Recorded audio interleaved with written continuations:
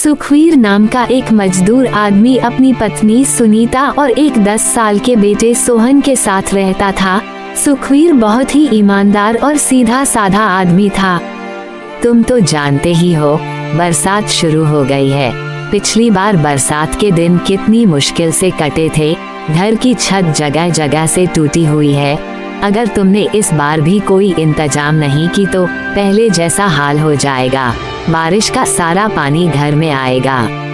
तुम सही कहती हो सुनीता, पिछली बार की बरसात ने बहुत परेशान किया था। इस बार कैसे भी करके छत की मरम्मत जरूर करवानी होगी। सुनीता, मैं मालिक के पास जा रहा हूँ, वह जरूर मेरी मदद करेंगे।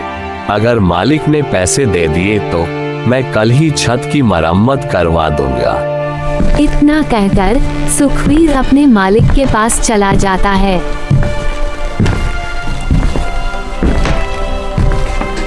मालिक, तुम तो जानते ही हो, इस समय घर में एक भी पैसा नहीं है।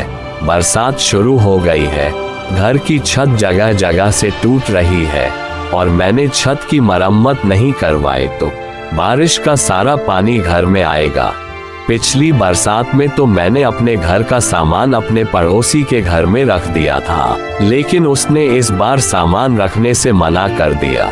अगर इस बार छत की मरम्मत नहीं करवाए तो बारिश के पानी से घर का सारा सामान खराब हो जाएगा। मालिक, मुझे थोड़े बहुत पैसे दे दीजिए, अगले महीने की तनख्वाह में काट लेना। सुखवीर, तुम्हें अच्छी तरह से पता है, मैंने कभी तुम्हें किसी चीज के लिए मना नहीं किया। मैंने हर समय तुम्हारी मदद की है और तुम ये भी जानते हो कि हमारी फैक्ट्री दिन पर दिन घाटे में जा रही है। इस फैक्ट्री की वजह से मुझे बहुत नुकसान हो गया है, इसलिए मुझे ये फैक्ट्री बंद करनी होगी। तुम भी अपने लिए कहीं और काम तलाश कर लो। मालिक, ऐसे में मुझे कहाँ काम मिलेगा? मैं तो आपसे बस थोड़े पैसे उधार लेने आया था, लेकिन आपने तो मुझसे मेरा रोजगार ही छीन लिया। सुखवीर, मैं तो तुम्हारी परेशानी समझता हूँ, लेकिन मैं भी मजबूर हूँ। जब धंधा ही चौपट हो गया तो मैं तुम्हें पैसे कहाँ से दूँ? सुखवीर, मुझे भी तुम्हारी तरह अपने परिवार की चिंता है। मुझे भी कोई दूसरा काम देखना होगा घर के गुजारे के लिए। बेचारा सुखवीर मायूस होकर अपने घर चला जाता है।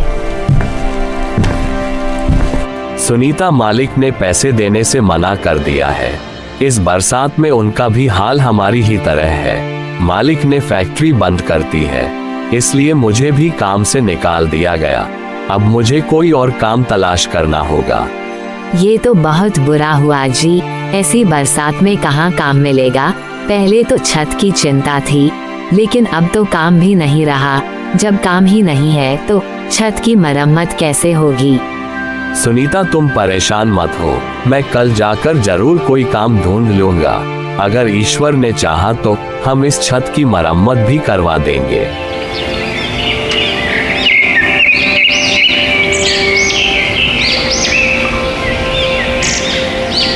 अगले ही दिन सुखवीर काम की तलाश में निकल जाता है। उसकी नजर एक बनी के गोदाम पर पड़ती है। उसने सोचा यहाँ जाकर पूछना चाहिए, इस गोदाम में मुझे जरूर कोई काम मिल जाएगा।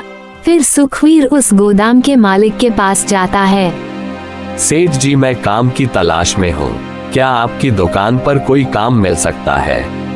हमारी दुकान पर काम करने के लिए हमें मेहनती और भरोसेमंद लोगों की जरूरत होती है। तुम किस तरह से काम कर सकते हो? सेठ जी, मैंने खेतों में काम किया है और निर्माण कार्य में भी मेरे पास अच्छा अनुभव है। मैं किसी भी तरह का काम करने के लिए तैयार हूँ। कृपया करके मुझे एक मौका दे दीजिए, आपको मेरा काम बहुत पसंद आएगा। मैं बहुत मेहनत से काम करता हूँ। मेहनत से तो हर कोई काम करता है। यहाँ खेती का काम नहीं होता, बल्कि गाड़ी से बोरे उतार कर गोदाम में रखने पड़ते हैं और फिर उन बोरों को उठाकर ग्राहकों को देने होते हैं। ठीक है सेठ जी, मैं काम करने के लिए तैयार हूँ। आप मुझे बता दीजिए कि कब से आना है। फिलहाल देखो, अभी हमारे पास कोई जगह नहीं खाली है।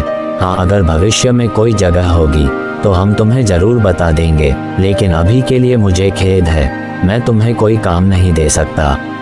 ये सुनकर सुखवीर मायूस हो जाता है और फिर वहाँ से चला जाता है।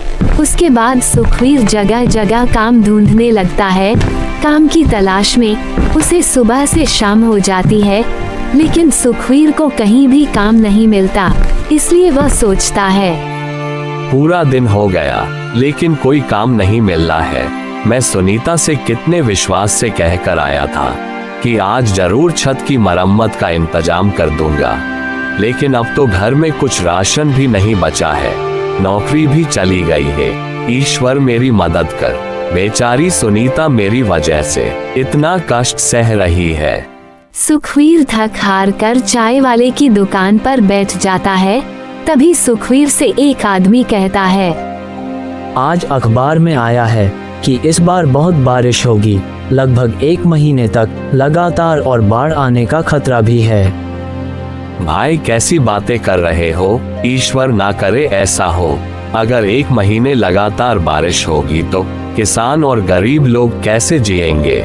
बारिश की वजह से सारी फसलें मर जाएंगी और गरीब लोग का कारोबार बंद हो जाएगा। अरे भाई, जो अखबार में लिखा है मैं तो बस वही बता रहा हूँ। तुम्हें अखबार वाले तो कुछ भी उल्टा सीधा छाप देते हैं जिससे अखबार ज्यादा बिके। मैं तुम्हें लिख के देता हूँ, ऐसा कुछ नहीं होने वाला। अरे होगा वो जो ईश्वर चाहता है।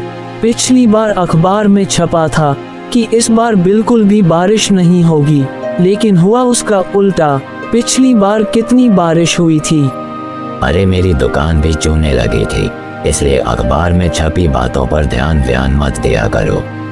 मुझे लगता है तुम सही कह रहे हो। हमें अखबार की बातों पर विश्वास नहीं करना चाहिए, लेकिन हाँ, हमें होशियार रहना चाहिए ताकि अगर कुछ समस्या आए तो हमें कोई परेशानी ना हो।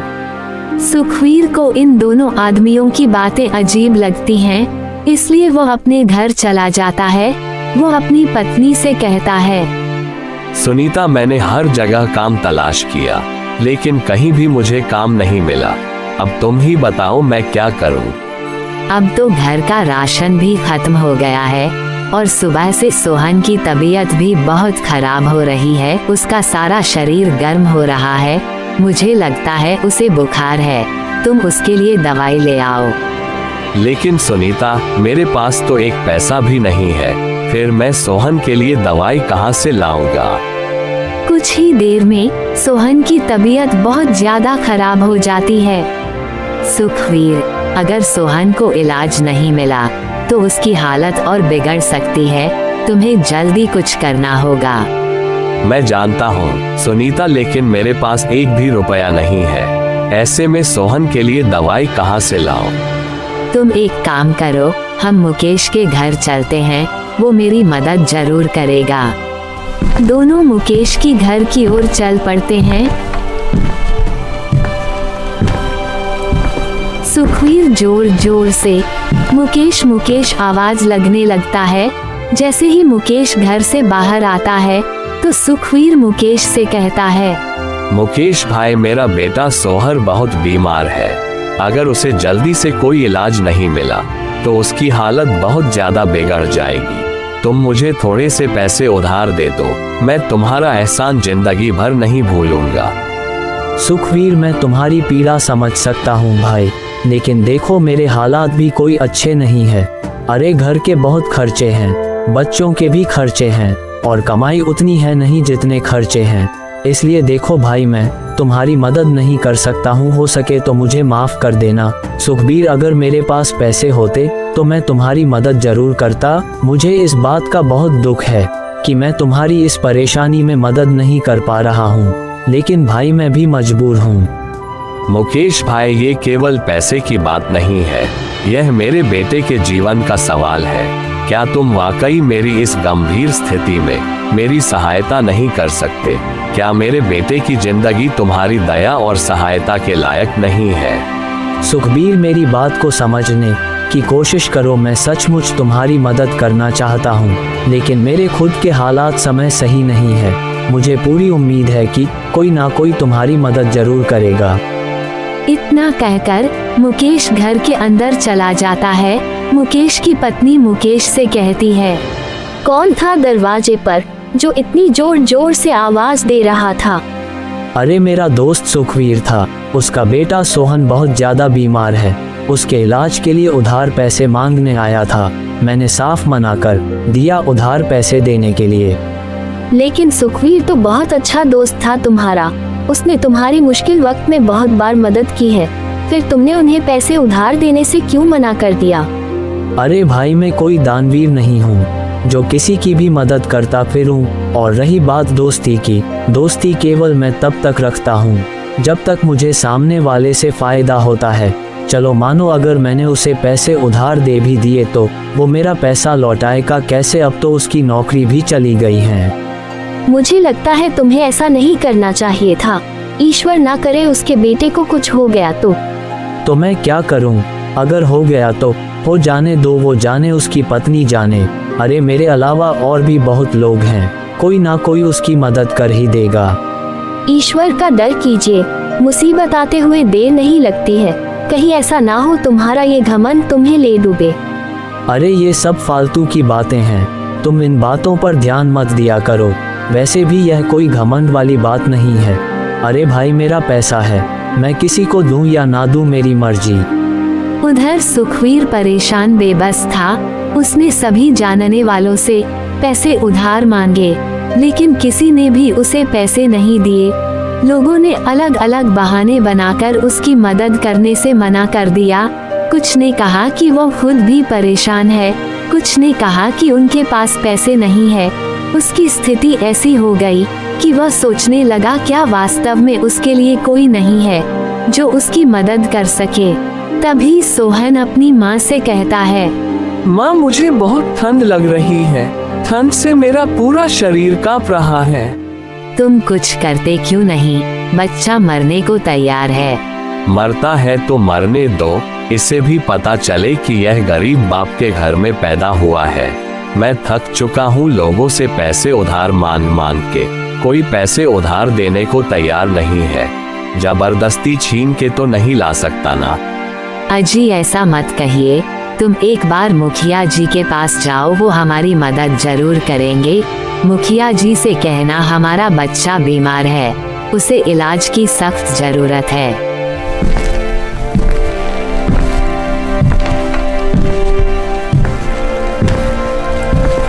फिर वो मुखिया जी के घर पहुंच जाता है। मुखिया जी, मेरा बच्चा बहुत बीमार है, उसे इलाज की सख्त जरूरत है, लेकिन मेरे पास एक भी पैसा नहीं है जिससे मैं अपने बेटे का इलाज करवा सकूं। मैंने अपने यार दोस्त रिश्तेदार सभी से पैसे मांगे, लेकिन किसी ने मेरी मदद नहीं की। अब एक आप ही हो जो मेरी मदद कर सकते हो। सुखवीर, तुम्हारी बात सुनकर मुझे बहुत दुख हुआ। बुरे वक्त में कोई किसी की मदद नहीं करता। यार दोस्त रिश्तेदार केवल उसी वक्त तक साथ रहते हैं जब तक इंसान के पास पैसे होते हैं। करीबी में सब मुंह मोड़ लेते हैं। लेकिन सुखवीर, मुझे ये कहते हुए और भी ज्यादा दुख हो रहा है कि मैं तुम्हारी मदद नहीं कर सकता। तुम तो जानते ही हो, इस बार की योजना में अभी तक सरकार ने एक रूप भी नहीं दिया है। गांव में जो भी छोटा मोटा काम हो रहा है वह सब मैं अपनी ही जेब से करवा रहा हूँ। मेरे ऊपर दुनिया भर का कर्ज हो रहा है और गांव वालों ने एक नया धंधा और बना लिया है। मुंह उठाए पैसे लेने चले आते हैं जैसे उनका बाप रख गया हो। मुझे माफ करना सुखवीर, मैं तुम्हारे लिए नहीं कह रहा हूँ। ये गांव में और भी बहुत से ऐसे लोग हैं, वैसे मैं तुम्हें उनका नाम नहीं बता सकता। कोई बात नहीं मुखिया जी, जब अपनों ने ही मदद नहीं की तो फिर तुम कैसे कर सकते हो? अब तो ईश्वर की जो मर्जी है वही होगा। इतना कहकर सुखवीर अपने घर की ओर निकल पड़ता है और सोचने लगता है, आज लोगों ने साबित कर दिया कि कोई भी किसी का अपना नहीं होता। बुरे वक्त में तो कोई भी किसी का साथ नहीं देता है।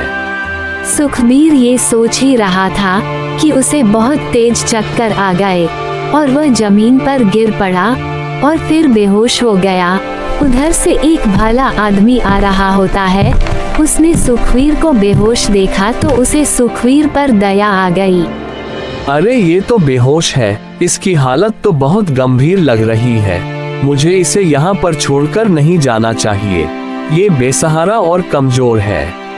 भला आदमी सुखवीर को उठाकर ले जाता है और सुखवीर की खूब सेवा करता है। कुछ ही देर में सुखवीर को होश आ जाता है। ये मैं कहाँ हूँ? मैं तो अपने घर जा रहा था, फिर यहाँ कैसे आया? मुझे जल्दी से अपने घर जाना होगा। तुम रास्ते में बेहोश पड़े थे, इसलिए मैं तुम्हें अपने घर ले आया। तुम्हारा अभी अपने घर जाना ठीक नहीं रहेगा। पहले तुम्हें आराम करने की जरूरत है, उसके बाद अपने घर चले जाना। आपने मेरी मदद क्यों की? आप तो मुझे जानते भी नहीं हो, फिर भी आपने मेरी मदद की, मुझे अपने घर ले आए और मेरा इतने अच्छे से ख्याल रखा। देखो सुखवीर, जीवन में केवल खुद की मदद करना ही काफ़ी नहीं होता है, बल्कि हम सब एक दूसरे की मदद के लिए हैं। जब कोई इंसान परेशान हो तो हमारा फर्ज बनता है कि उसकी मदद करें। हो सकता है कि तुमने अब तक लोगों के बुरे पहलू ही देखे हो, लेकिन मैं मानता हूँ कि अच्छाई भी इसी दुनिया का हिस्सा है। सच में क्या आपको नहीं लगता कि लोग सिर्फ अपने अपने फायदे के लिए ही जीते हैं, किसी और की परवाह नहीं करते, चाहे दूसरा जिए या मरे?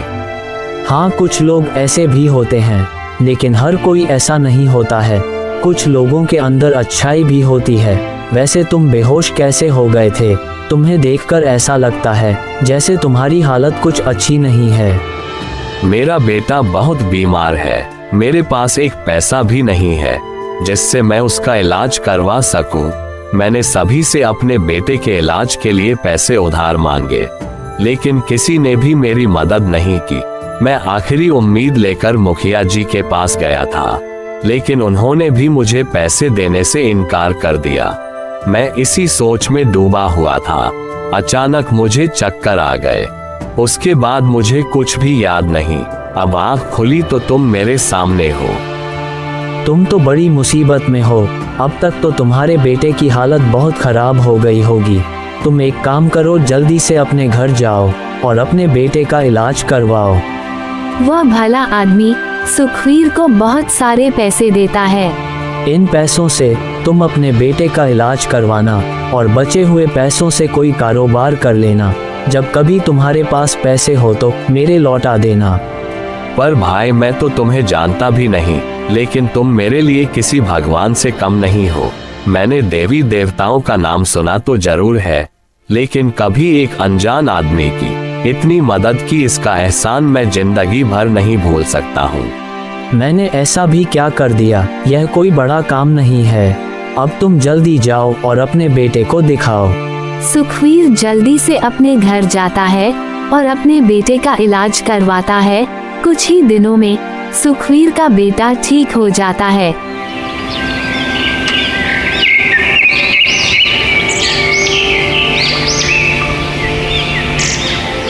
एक दिन सुनीता सुखवीर से कहती है, आपने मुझे बताया नहीं, आप पैसे कहाँ से लाए थे? सुनीता, ये पैसे मुझे एक आदमी ने दिए थे। मैं तो उसे जानता भी नहीं कि वह कौन था, लेकिन मेरे लिए किसी भगवान से कम नहीं था। मैंने उससे उसका नाम पूछा, लेकिन उसने मुझे नाम बताने से इनकार कर दिया।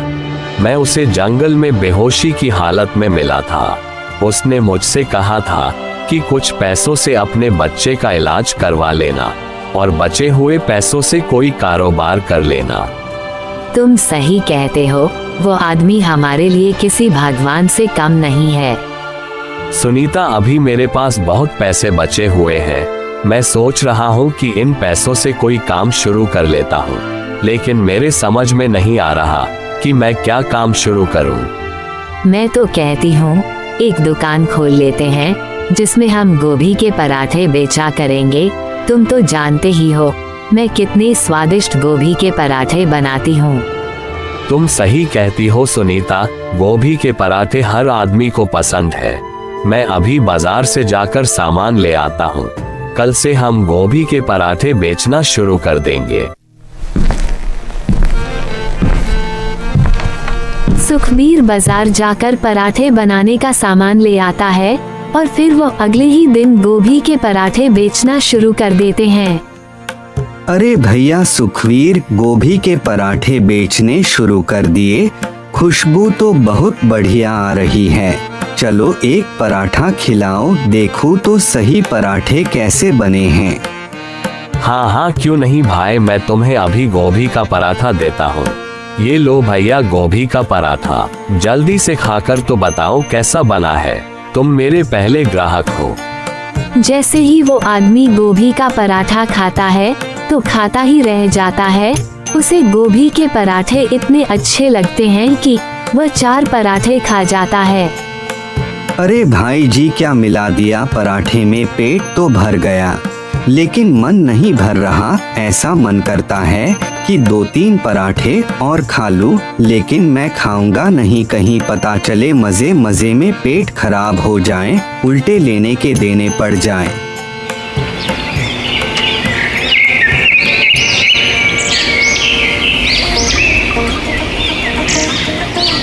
कुछ ही दिनों में सुखवीर के गोभी के पराठे बहुत ही फेमस हो जाते हैं। दूर दूर से लोग उसके पराठे खाने आने लगते हैं। ये बात गांव के सरपंच के कानों तक पहुंच जाती है तो वो तुरंत सुखवीर की दुकान पर चला आता है। अरे वाह सुखवीर, बहुत बड़ी दुकान खोल ली। अभी तो तू कुछ दिनों पहले लोगों से पैसे उधार मांगता फिर रहा था, एकदम इतने सारे पैसे कहाँ से आ गए तेरे पास जो इतनी बड़ी दुकान खोल ली। मुखिया जी सब ईश्वर की देन है, उसके घर में देर है अंधेर नहीं, हर किसी का ख्याल रखता है। अरे बात तो बहुत ही ज्ञान की कर रहा है। तेरे गोभी के पराठ का नाम बहुत सुना है, जरा 1-2 पराठे मुझे भी तो खिला। हाँ हाँ क्यों नहीं मुखिया जी। जैसे ही मुखिया सुनीता के हाथ के पराठे खाते हैं वो तो सुनीता की तारीफ करने लग जाते हैं। अरे वाह, बहुत ही लजीज पराठे हैं। सुखवीर तेरी पत्नी के हाथों में जादू है भाई, मानना पड़ेगा, ऐसे पराठे मैंने अपने जीवन में कभी नहीं खाए। अच्छा भाई मैं अब चलता हूँ, तुम्हारे पराठ के कितने रुपए हो गए? अरे मुखिया जी कैसी बातें करते हो, हम आपसे पैसे कैसे ले सकते हैं। क्यों भाई, तुम मुझसे पैसे क्यों नहीं ले सकते? ये तुम्हारा काम है, काम में यारी दोस्ती नहीं होती। अगर गधा घास से यारी करेगा तो खाएगा क्या? लेकिन मुझे एक बात का बहुत दुख है कि उस दिन मैं तुम्हारी मदद नहीं कर पाया, उसके लिए मुझे माफ कर देना। इतना कहकर मुखिया मन से चला जाता है। यूं ही कुछ दिन गुजर जाते हैं।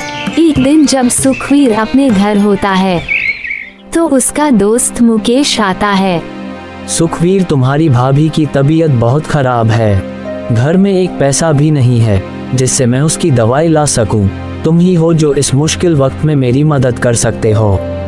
मुकेश भाई तुम परेशान मत हो, मैं तुम्हें अभी पैसे दे देता हूँ। सुखवीर मुकेश को पैसे दे देता है। मुकेश ने तो ये सोचा था जैसे मैंने उसे पैसे उधार नहीं दिए थे, सुखवीर भी मुझे पैसे उधार नहीं देगा। लेकिन सुखवीर ऐसा नहीं था। उसके घर जो भी मदद के लिए आता था वो सभी की मदद करता था। ये सब देखकर मुकेश को अपनी गलती का एहसास होता है। वो सुखवीर से कहता है, आज मुझे सच्ची दोस्ती की ताकत का एहसास हुआ है। जब तुम्हारी आर्थिक स्थिति कमजोर थी मैंने तुम्हारे सामने अपने पैसे का दिखावा किया और तुम्हारे हालात का मजाक बनाया। मेरे घमंड और अहंकार ने मुझे अंधा कर दिया था कि मैंने तुम्हारी मदद करने से इनकार कर दिया। लेकिन अब समय ने मुझे एक बड़ा सबक सिखाया है। मैंने देखा कि पैसे, ऐशो आराम की दुनिया कितनी छोटी और अस्थायी है। सच्ची दोस्ती और मानवता की अहमियत कहीं अधिक है। मुझे अपनी गलती का एहसास है, कृपया मुझे माफ कर दो सुखवीर। अरे भाई मुकेश, इसमें माफी की कोई बात नहीं है। मैंने जो किया ये तो मेरा फर्ज था। सच्ची दोस्ती और इंसानियत का मतलब ही यही होता है कि हम एक दूसरे के कठिन समय में साथ दें और एक दूसरे की मदद करें। तुम्हारे प्रति मेरी जिम्मेदारी थी और मैंने वो निभाई। तुम्हें अपनी गलती का एहसास हो गया, ये सबसे बड़ी बात है। ये समझना कि पैसे और ऐशो आराम की दुनिया की तुलना में सच्ची दोस्ती और मानवता की अहमियत कहीं ज्यादा है। यही तो असली माफी है। इसलिए मैं तुम्हें दिल से माफ करता हूँ और यही सबसे बड़ी सजा भी है कि तुम्हें ये समझ में आ गया। अरे भाई अब तुम जल्दी जाओ और ख्याल रखो। मुकेश अपने घर चला जाता है। सुखवीर अपनी पत्नी से कहता है, हमारे पास जमा पूंजी तो अच्छी खासी हो गई है और हमारा काम भी अच्छा चल रहा है। ईश्वर की दुआ से सब बढ़िया है। मैं सोच रहा था कि क्यों ना मैं उस भले आदमी के उधार पैसे उसे दे आऊं। तुम सही सोच रहे हो। उस भले आदमी ने इतने कठिन समय में हमारी मदद की थी। उसी की वजह से आज हम यहाँ तक पहुँचे हैं। अब तुम उसके पैसे लौटा आओ। सुखवीर उस भले आदमी के पैसे वापस करने के लिए निकल जाता है। जब सू घर पहुँचता है तो उसे वह भला आदमी नहीं मिलता है, उसे एक दूसरा आदमी मिलता है। सुखवीर उससे कहता है, अरे भाई, यहाँ पर पहले एक आदमी रहता था, मुझे उसी से मिलना है। कौन आदमी? नाम क्या है उसका? उसका नाम तो मुझे नहीं पता, लेकिन वो बहुत ही दयालु था। अरे यहाँ ऐसा कोई आदमी नहीं रहता है। पिछले 20 साल से इस घर में तो मैं रह रहा हूँ। अरे मुझे पूरा याद है, वो आदमी मुझे इसी घर में लेकर आया था। मैं इस घर में लगभग 3 घंटे रुका था। अरे क्यों फिजूल की बातों से मेरा समय खराब कर रहे हो? कितनी बार बताऊं कि यहाँ मेरे सिवा और कोई नहीं रहता है। अब यहाँ से जाओ और मुझे काम करने दो। सुखवीर अपने घर की ओर निकल पड़ता है। घर पहुंचकर वो अपनी पत्नी से कहता है, सुनीता, आज मुझे बहुत ही अजीब स्थिति का सामना करना पड़ा। उस घर में जहाँ वह मुझे भला आदमी लेकर गया था ना, वहाँ मुझे वह नहीं मिला, बल्कि मुझे एक बिल्कुल अलग व्यक्ति मिला। उसने कहा कि वह 20 साल से उस घर में रह रहा है, उसके अलावा वहाँ और कोई नहीं रहता। क्या तुम पूरी यकीन से कह सकते हो वो भला आदमी तुम्हें उसी घर में ले गया था? तुम्हारी ईमानदारी और अच्छाई की वजह से ही हमें वह मदद मिली थी। उसके बाद सुखवीर जरूरतमंदों की खूब मदद करने लगता है और फिर खुशी खुशी अपने परिवार के साथ रहने लगता है। कहानी अच्छी लगी हो तो वीडियो को लाइक और चैनल को सब्सक्राइब करके एक प्यारा सा कमेंट जरूर करें। Thanks my video for watching.